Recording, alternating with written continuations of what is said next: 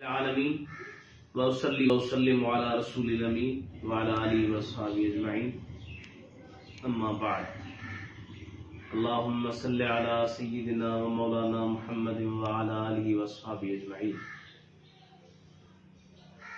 تفسير जी तारीफ़ ऐं उन जे ज़िम्न में जेके मसाइल गुज़री चुका उहे पढ़ियासीं। हाणे हिकिड़ो बहस आहे त तफ़सीर ऐं तावीर में फ़र्क़ु आहे या न, त उन में उलमा जो इख़्तिलाफ़ आहे। जेके मुतक़द्दिमीन आलिम आहिनि पहिरियां मुफ़स्सिरन उहे चवंदा आहिनि त तफ़सीर ऐं तावील हुमा मुतरादिफ़ान आहिनि, ॿई हम माना आहिनि। जो मसलन तव्हां पुराणो तफ़सीर आहे तफ़सीर तबरी पोइ वठंदव, उन में आयत लिखी पोइ लिखंदो अत्तावील या तावीलुन लिक़ौलिल्लाहि तआला, हालांकि करे तफ़सीर पियो पर लिखंदो छा आहे तावील। छो त उन्हनि जे नज़दीक तफ़सीर ऐं तावील में को बि फ़र्क़ु कोन्हे, ॿई मुतरादिफ़। बाक़ी मुताख़िरीन जेके उलमा आहिनि उन्हनि वटि फ़र्क़ु आहे, तफ़सीर ॿी शइ आहे, तावील ॿी शइ आहे। जन जा उहे दलाइल ॾियनि था क़ुरान मां, त क़ुरान करीम जे अंदरि तफ़सीर ऐं तावील ॿई अलॻि अलॻि मानाउनि जे लाइ इस्तेमालु थिया आहिनि। फ़र्क़ु कहिड़ो आहे त उहे चवंदा आहिनि फ़र्क़ु तफ़सीर ऐं तावील में इहो आहे जंहिंजे सम्झण खां पहिरियां तव्हांखे दलालतुनि जा क़िस्म सम्झणु खपनि। दलालत टे क़िस्म, दलालत लफ़्ज़िया वदइया टे क़िस्म। दलालत ॿ क़िस्म आहे, दलालत लफ़्ज़िया गैर लफ़्ज़िया, वरी लफ़्ज़िया जा क़िस्म वरी गैर लफ़्ज़िया जा क़िस्म आहिनि। पर दलालत लफ़्ज़िया वदइया टे क़िस्म, दलालत मुताबिकी, दलालत तज़म्मुनी, दलालत इल्तिज़ामी। जेकॾहिं लफ़्ज़ पंहिंजे पूरे माना मौज़ूअ ते दलालत करे थो त पोइ आहे दलालत मुताबिक। जे इंसान ऐं उन मां मुराद जेकॾहिं हैवान नातिक़ वरितो वञे त इंसान जी दलालत हैवान नातिक़ ते इहा दलालत मुताबिकी। ऐं ॿी दलालत आहे दलालत तज़म्मुनी, त जेकॾहिं लफ़्ज़ पंहिंजे मौज़ूअ हू, जेकर लफ़्ज़ जी माना मौज़ूअ हुजे कुल ते दलालत न करे बल्कि जुज़ ते करे त इहा दलालत तज़म्मुनी। जंहिंजो मिसाल आहे इंसान जी दलालत जेकॾहिं हैवान ते कई वञे, हैवान नातिक़ ते दलालत मुताबिकी आहे, बाक़ी सिर्फ़ हैवान ते इंसान जी दलालत इहा दलालत तज़म्मुनी।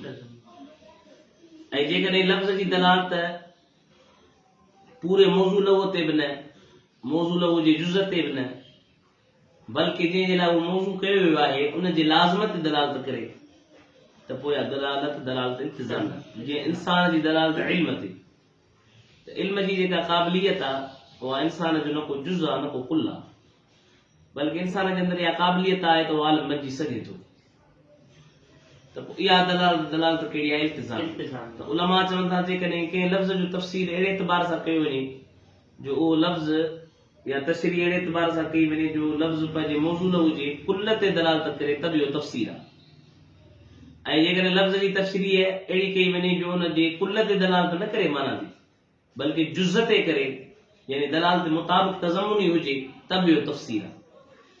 ऐं जेकॾहिं लफ़्ज़ जी तशरीह दलालत इल्तिज़ामी जे क़बील खां कई वञे त पोइ इहो तावील आहे। इहो फ़र्क़ु आहे मुतअख़िरीन वटि, यानी उलमा जेके मुतक़द्दिमीन चवनि था बाबा दलालत तावील ऐं तफ़सीर में को फ़र्क़ु कोन्हे। बाक़ी मुतअख़िरीन जेके उलमा आहिनि उहे चवनि था त जेकॾहिं लफ़्ज़ जी दलालत मौज़ूअ कुल ते आहे, माना मौज़ूअ हुजे कुल ते आहे, त पोइ दलालत छा आहे? मुताबिकी आहे, त पोइ हिन जे तशरीह खे छा चइबो? तफ़सीर। ऐं जेकॾहिं लफ़्ज़ जी तशरीह दलालत तज़म्मुनी जे क़िस्म खां कई वञे त पोइ इहो तफ़सीर आहे। ऐं जेकॾहिं दलालत इल्तिज़ामी जे क़िस्म खां कई वञे त पोइ इहो छा आहे? तावील। इन लिहाज़ सां फ़र्क़ु आहे। हाणे तफ़सीर बेज़ावी जेको आहे उहो घणनि तफ़सीरनि मां महफ़ूज़ आहे। त उलमा फरमाइनि था तफ़सीर बेज़ावी टिनि तफ़सीरनि मां बुज़ुर्ग वरितो।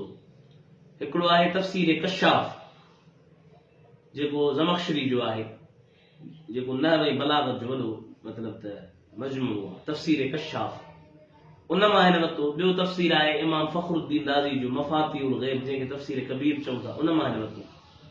टियों तफ़सीर आहे इमाम राग़िब जो, छो त इमाम राग़िब जा ॿ किताब आहिनि। हिकिड़ो आहे मुफ़रदात, जंहिंमें इमाम राग़िब रहमतुल्लाह अलैह अस्फ़हानी क़ुरान करीम जे मुफ़रद लफ़्ज़नि जी माना लिखी आहे।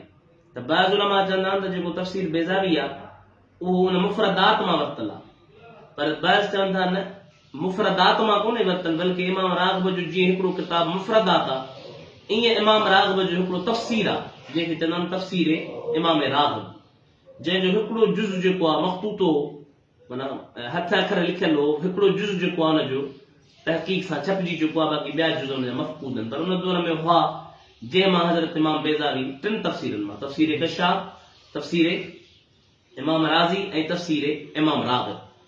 हाणे तफ़सीर कशाफ मां वरितई, पर तफ़सीर कशाफ आहे ज़मख़शरी जो लिखियल, ऐं ज़मख़शरी मोतज़िलो आहे, ऐं हीउ जेको असांजो इमाम बेज़ावी रहमतुल्लाह अलैह आहे उहो अहले सुन्नत जो अशअरी आहे। त इमाम बेज़ावी रहमतुल्लाह अलैह हुनखे तफ़सीर कशाफ मां वरितो आहे, बल्कि ईअं खणी चई सघिजे थो त हीउ तफ़सीर कशाफ जो इख़्तिसार आहे। पर फ़र्क़ु इहो आहे त तफ़सीर कशाफ में ज़मख़शरी एतिज़ाल जे मज़हब ते हलियो आहे, ऐं हज़रत इमाम बेज़ावी तफ़सीर बेज़ावी में अनवार तंज़ील व असरार तावील में अहले सुन्नत अशअरी मसलक खे बयानु कयो आहे, यानी एतिज़ाल जे मसलक खां कढी जेको मुतज़िलनि जो मसलक आहे इल्म कलाम में, उन खां कढी करे अहले सुन्नत अशअरी जे मसलक ते छा कयो आहे, पंहिंजे तफ़सीर खे हलायो आहे। ऐं हीउ जेको तफ़सीर बेज़ावी रहमतुल्लाह अलैह इमाम बेज़ावी आहे, छा आहे त शाफ़ी मसलक जो आहे, तंहिं करे तव्हां जॾहिं तफ़सीर बेज़ावी पढ़ंदो त हीउ पंहिंजी शाफ़ी मसलक खे छा कंदो, ज़िक्र कंदो। ग़ालिबन घणो करे जॾहिं जॾहिं मसाइल फ़िक़हिया ईंदा त उते शाफ़ी मसलक ज़िक्र कंदो, ऐं ॿियनि उलमा यानी अहनाफ ऐं इमाम मालिक जा जेके मुत्तबिईन आहिनि उन्हनि जे मसलक खे बि ज़िक्र कंदो, पर घणो करे ज़िक्र कंदो इमाम शाफ़ी जे जेके शाफ़ी आहिनि उन्हनि जे मसलक खे, ऐं जेके हनफ़ी आहिनि, छो त हनफ़ियुनि ऐं शाफ़ियुनि जो इख़्तिलाफ़ घणो रहियो आहे, मालिकियुनि जो घटि आहे, हंबलियुनि जो त बिल्कुलु घटि आहे, या उन्हनि जो ज़िक्र मुफ़सर तमामु घणो घटि कंदा आहिनि। बाक़ी तफ़सीर बेज़ावी में नहव आहे या न आहे, इल्मु नहव जा कई सनाआत यानी इल्मु नहव जा कई अक़साम तव्हांखे बस तफ़सीर बेज़ावी में मिलंदा। रही इल्म बलागत, त इल्म बलागत ज़रूरी न हूंदी, छो त ही माख़ूज़ आहे तफ़सीर कशाफ मां, ऐं तफ़सीर कशाफ त उनजी मशहूर सिफ़त इहा आहे त उहो इल्म बलागत जो मख़ज़न आहे, त जंहिं मां इहो निकितो वियो आहे जॾहिं उहो इल्म बलागत जो मक़सद आहे, त हिन में इल्म बलागत कीअं कोन हूंदो, हिन में इल्म बलागत आहे। बाक़ी रहियो क़िराअत, त ही तफ़सीर बेज़ावी जे अंदरि क़िराअतूं बयानु कंदो, मुख़्तलिफ़ ओजे क़िराअत, हीअ क़िराअत हिन आयत जी हीअ क़िराअत आहे, हिन लफ़्ज़ जी हीअ क़िराअत आहे, जेके सभ क़िराअत मशहूर आहिनि मोतमद आहे उन्हनि मां बि क़िराअतूं बयानु कंदो, ऐं हर क़िराअत जी निस्बत उन कारी ॾे कंदो जंहिंजी हीअ क़िराअत आहे। नहव बयानु कंदो, बलागत बि हूंदसि, क़िराअत जो इल्मु हिन में हूंदो टे। उन खां अलावा इसराइलियात जो हिन में ज़िक्र घटि आहे, इसराइलियात जो ज़िक्र घटि आहे, पर जॾहिं ही करे थो त उनखे मजहूल जे सीगे सां, तदईफ़ जे सीगे सां, यानी जॾहिं कंहिं शइ खे अहमियत न ॾिबी आहे त पोइ हुनखे माण्हू हिकिड़ी ॻाल्हि करे पोइ हुन खां बाद में छा चवंदा हीअ ॻाल्हि हीअं चई वई आहे, त पोइ इन ते उलमा जो एतिराज़ आहे, छो त असां पोइ हिते पढ़ी आयासीं त इसराइलियात उहे मरदूद आहिनि जेके शरीयत जे ख़िलाफ़ हुजनि, पर इमाम बेज़ावी रहमतुल्लाह अलैह इसराइलियात खे तदईफ़ ऐं तमरीद जे सीगे सां ज़िक्र करे ॿुधाइण थो चाहे त माना इसराइलियत जी अहमियत ई कान्हे, बल्कि ईअं कोन्हे। पोइ हिते पढ़ी आयासीं जेकॾहिं इसराइलियात जेकॾहिं असांजी शरीयत जे मुख़ालिफ़ न आहिनि त उनखे क़बूल कंदासीं, त साईं जो फेर जेको आहे उन मसलक जे छा आहे ख़िलाफ़। ॿियो उलमा हिन जे जेके मुसामहात आहिनि उन मां इहो ज़िक्र कंदा आहिनि त इमाम बेज़ावी रहमतुल्लाह अलैह हर सूरत जे पछाड़ीअ में सूरत जा फ़ज़ाइल ज़िक्र करे थो, अब हिन सूरत जा फ़ज़ाइल हदीसुनि मां ज़िक्र करे थो, पर उन्हनि में अक्सर हदीसूं अहिड़ियूं आहिनि जेके मौज़ू आहिनि, माना कूड़ियूं हदीसूं आहिनि, मन घड़त आहिनि, त इन जे करे उलमा जो इन ॻाल्हि ते एतिराज़ रहियो आहे। बल्कि आलमन हिकिड़ा आहिनि तफ़सीर बेज़ावी जिन हदीसुनि जे मुतालिक़ असां वटि किताब पियो आहे मथे हिकिड़ो मुस्तक़िल किताब लिखियनि टिनि जुल्दनि में, अल फ़तहु समावी फी तख़रीज अहादीस बेज़ावी, त बेज़ावी जूं जेके हदीसूं आहिनि उन्हनि जी तख़रीज कई वई आहे, ऐं ज़ाहिर कयो वियो आहे त हीअ जेके हदीसूं आहिनि मौज़ू आहिनि। पोइ बाक़ी हाणे इमाम बेज़ावी उन्हनि मौज़ू हदीसुनि खे कूड़नि खे छो ज़िक्र कयो, वल्लाहु आलम बिस्साब, त साम्हूं थियो आहे, या वरी छा चइजे त बुज़ुर्ग बि सिर्फ़ु हदीसूं ज़िक्र कंदो वियो आहे, हुनजी जांच जूच जराए तहदीर कान कई अथसि, तंहिं करे बसि हिनखे छा करे छॾियो इमाम बेज़ावी रहमतुल्लाह अलैह छा कयो ज़िक्र कयो आहे।